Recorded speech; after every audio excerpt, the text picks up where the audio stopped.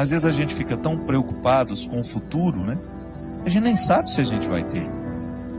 Ou então a gente passa boa parte do nosso tempo faturando o passado, pegando as faturas do passado, olhando se valeu a pena, se não.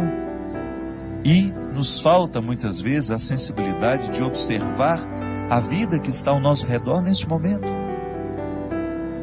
Dudu Falcão e Lenine, que são os autores dessa música, paciência, uma palavra forte para os dias de hoje.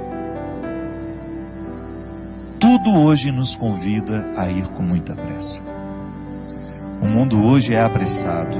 E se a gente não cuida, a gente entra nesse ritmo acelerado que nos impede muitas vezes de perceber a própria vida. Semana passada estava viajando com a minha mãe, levando-a para Uberlândia. E num determinado momento eu tinha dormido, porque eu estava com muito sono. Eu acordei e sentei ao lado dela. Eu falei: senhora não quis dormir um pouquinho não? E ela me disse assim: eu não. Essa paisagem está tão bonita, se a gente perde a gente não vê. Achei a resposta da minha mãe muito sábia. É verdade. Muitas vezes nós não apreciamos a viagem, ou porque estamos ocupados com tantas coisas, que até queremos dormir um pouco, não é nenhum problema. Mas ela, diante da beleza da paisagem que ela tinha do lado de fora do ônibus, ela preferiu apreciar aquilo que estava sendo a viagem. E é interessante porque às vezes, quando nós pegamos a estrada, a nossa ansiedade é chegar. Por isso que às vezes a gente acelera tanto, a gente anda até acima da velocidade permitida, colocando em risco a nossa vida, em risco a vida do outro. Porque nos falta a percepção de que na viagem o importante é o ir. A graça não está no destino final, mas está em cada passo, em cada etapa desse deslocamento que nos leva até aquele lugar. Para isso a gente precisa ter paciência. Talvez seja a virtude mais necessária para os dias de hoje, a gente ter paciência. Paciência com o processo da vida, paciência com os outros que estão ao nosso redor. Porque só na paciência é que a gente descobre que a vida é rara. Que a vida é rara, que ela precisa ser apreciada, ser saboreada, que essa vida merece ser vivida em cada momento, em cada etapa, com muita intensidade. E às vezes nós vamos ficando cansados, né? Nós vamos perdendo a capacidade de ter essa paciência. Pode observar, quando nós estamos estressados demais, a primeira coisa que a gente perde é a paciência. A gente tem dificuldade de lidar com o tempo, a gente tem dificuldade de lidar com as esperas, com as demoras, a gente quer tudo para ontem. A gente coloca a nossa alma num ritmo tão acelerado e que é tão contrário a ela. Minha gente, nós precisamos prestar muita atenção no ritmo que nós estamos dando à nossa alma. Muitas vezes nós estamos fazendo a nossa alma viver num ritmo que sufoca, que mata aos poucos. E quem é que impõe esse ritmo à alma? O corpo. Porque nós não podemos separar as duas realidades. A antropologia cristã nos ensina que corpo e alma precisam ser conjugados juntos. Mas você não pode esquecer que elas têm necessidades diferentes. São duas realidades que necessitam de coisas diferentes. O corpo precisa de atividade física, precisa de alimento, precisa de descanso, precisa de conhecimento. Não é assim que funciona? Se você cuida bem da saúde do seu corpo, você vai observar a necessidade de vez em quando fazer um check-up, fazer um exame de sangue, examinar tudo aquilo que é o funcionamento do seu corpo, porque você quer viver, você quer ter saúde. Então, para ter saúde, é preciso administrar as necessidades do corpo. É preciso compreender o mecanismo do corpo, como é que ele funciona, quais são as necessidades que ele tem. O corpo precisa ser hidratado, então por isso a gente não pode esquecer de beber água. O corpo precisa de higiene, por isso que nós não podemos deixar de tomar banho, cortar o cabelo, cortar as unhas. O corpo precisa de ter dinâmica, Ele precisa estar disposto. Para isso que a gente coloca uma disciplina de atividade física, para que esse corpo não fique envelhecido mais do que a idade que você tem. Isso também acontece. Às vezes a gente está com 50 anos, mas por causa da vida errada que a gente deu ao corpo, que a gente impôs ao corpo, talvez a gente já esteja com 70 anos na carne, mas não na realidade. Então o corpo tem necessidades que, se a gente não observa, ele entra num processo de falência logo. Aí aquela vida bonita que você poderia desfrutar, você não desfruta porque você foi negligente com as necessidades do seu corpo. Aí você vai para as necessidades da alma. Oh meu Deus, como são diferentes as necessidades da alma. A alma precisa de oração, a alma precisa de silêncio. Claro, é o corpo que faz esse silêncio para que depois a alma possa sentir. Eu gosto de dizer que quando o corpo fica calado, até que a alma comece a sentir os benefícios do corpo estar quieto e calado, vai um tempo, não é imediato. A alma fica rebuliça dentro do corpo porque a gente está sempre apressado. Nós estamos dando ao corpo um ritmo alucinante constantemente. Então a alma tem dificuldade de descansar. E a oração, a verdadeira oração, é aquela que, calado o corpo, a alma também começa a se calar. E aí ela começa a ficar propensa a Deus. Ela começa a ter a possibilidade de ter um encontro com Deus, porque ao disciplinar o corpo numa quietude e num silêncio, a alma começa a entrar neste contexto de silêncio, de quietude, que é onde a gente vai ter a oportunidade de ouvir Deus falar com a gente. A alma precisa de música. Quantas vezes você chegou cansado em casa, tomou um banho, deitou na sua cama, colocou uma música que te relaxava e você sentiu que a sua alma agradeceu aquele carinho que você fez a ela?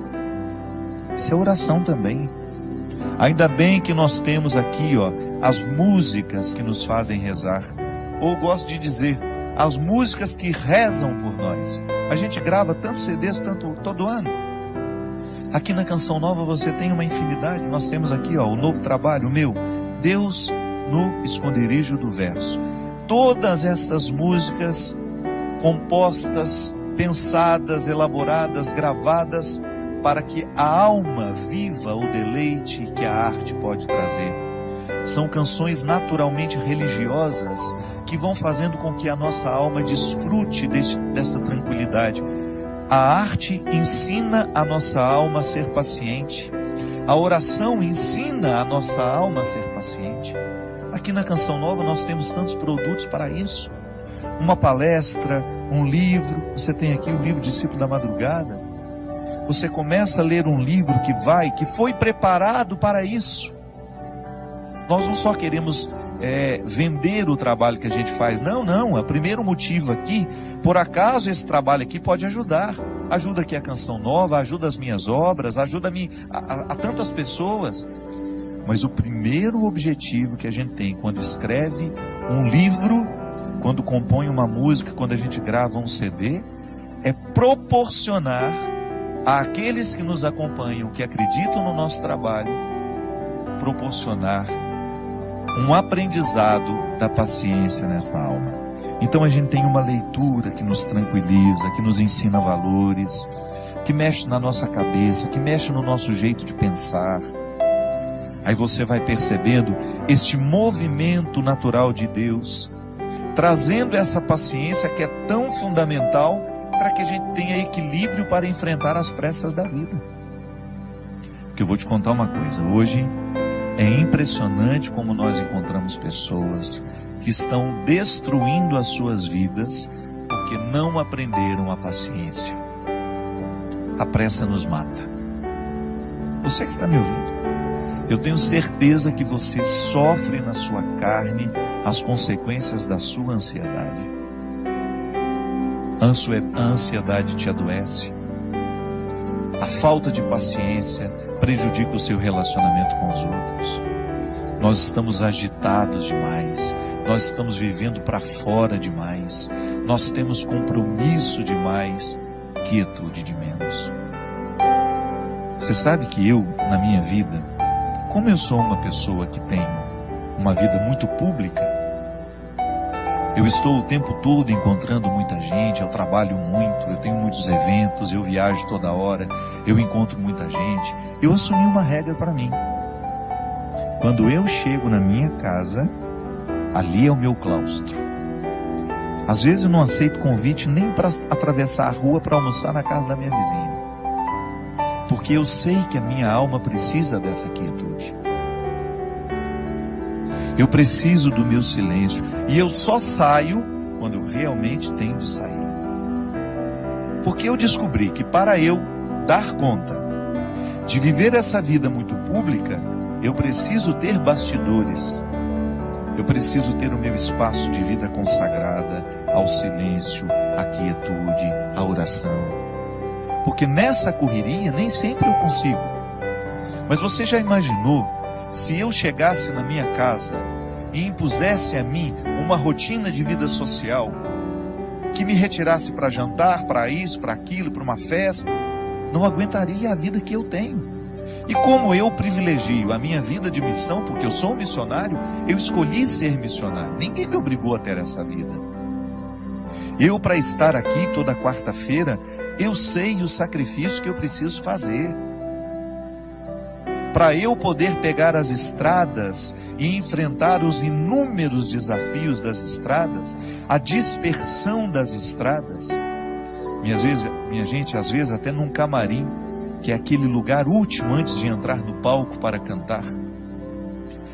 O camarim deveria ser o lugar da oração, do sossego, da tranquilidade. Isso não existe para mim. É lá que muitas vezes claro, não estou reclamando, estou dizendo, é a vida que ficou assim. Às vezes eu tenho tanta gente para atender, tanta gente querendo conversar comigo, que quando eu subo no palco, me restam 2, 3 minutos ali só para me concentrar, para entrar ali no palco e dar tudo de mim. Essa semana mesmo, eu fui a Poços de Caldas e eu tinha 1h30 para fazer o evento, porque eu precisava pegar a estrada de madrugada, que eu tinha um compromisso logo cedo em Taubaté. Senão eu não ia conseguir dormir nem 2 horas. E aí tudo bem, o evento começou, o show começou. Aí a minha assistente, a Mônica, que fica do lado, faltam 10 minutos. E aí eu olhei para aquele povo. Não tenho coragem de parar o show aqui agora, porque eu preciso ir embora. Ali é o lugar da minha dedicação. Você sabe por quê? As pessoas vão ali para me ouvir. É claro que depois eu me dou o direito de dizer, olha, não vou autografar CD de ninguém, não vou tirar foto com ninguém, porque eu preciso ir embora. Mas o meu tempo de evangelização em cima do palco é sagrado. Ali é o horário de exercer o meu ofício. Eu não posso ter pressa no ofício de evangelizar.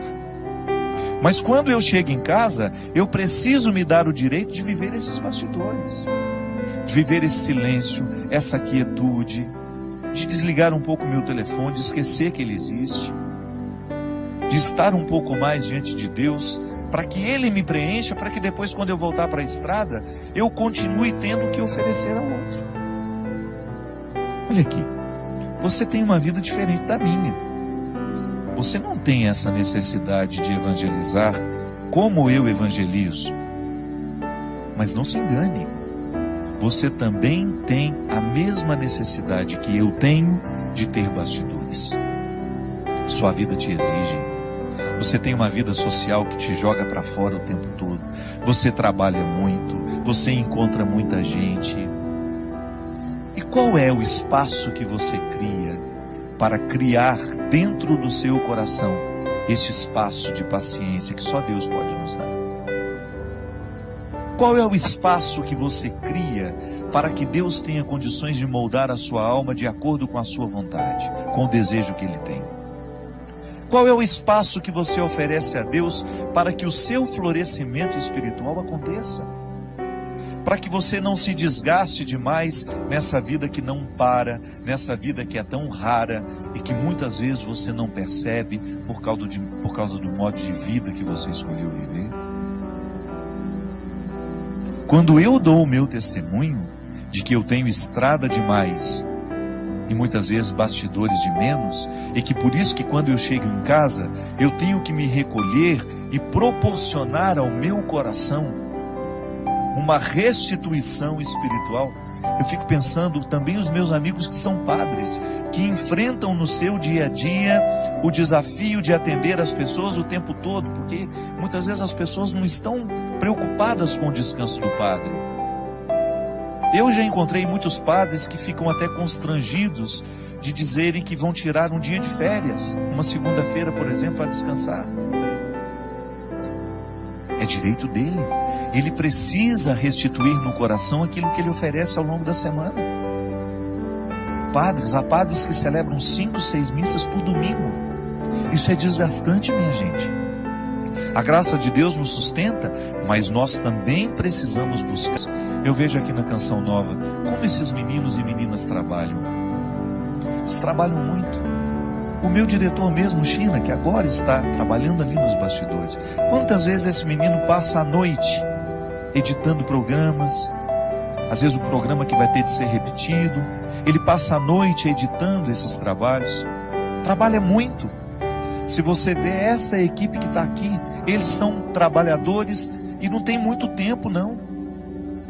Mas você vai olhar para eles, você vai buscar na vida deles, os consagrados sobretudo, sempre encontram o seu espaço de estarem em silêncio diante do Senhor, buscando a restauração dessa vida espiritual que vai por água abaixo se a gente descuida. Eu já lhe disse isso aqui uma vez e volto a repetir. O fundador da Congregação dos Padres Sagrado Coração de Jesus, lá onde eu fui formado, graças a Deus, toda a minha formação eu devo à Congregação do Sagrado Coração de Jesus. Padre João Leão Deon, ele dizia assim: Deus não pode fazer nada com as nossas obras se antes Ele não possuir o nosso coração. É disso que eu estou falando. Quando nós oferecemos a Deus o nosso serviço e esquecemos de oferecer a Ele o coração, que é a metáfora de todos os meus bastidores, Deus não poderá restituir aquilo que eu ofereço ao outro através do meu trabalho. E em pouco tempo eu estarei oferecendo a mim. E oferecer a mim, somente a mim, vai me desgastar demais. Eu vou ficar cansado, eu vou perder a paciência, eu vou ficar estressado, eu vou ficar bruto com as pessoas e eu vou esquecer a delicadeza, que é justamente a característica de todo cristão. Portanto, não tenha medo de introduzir na dinâmica do seu cotidiano o espaço da sua restauração interior. Pode ser 5, 10 minutos. Silêncio, oração, respiração profunda. O exercício da respiração profunda é excelente para quem quer descansar, para quem quer dormir bem. Uma boa leitura, uma música que vai lhe fazer bem. Não vá para a cama sem lhe oferecer este oásis que vai lhe dar condições de trabalhar essa paciência dentro do seu coração.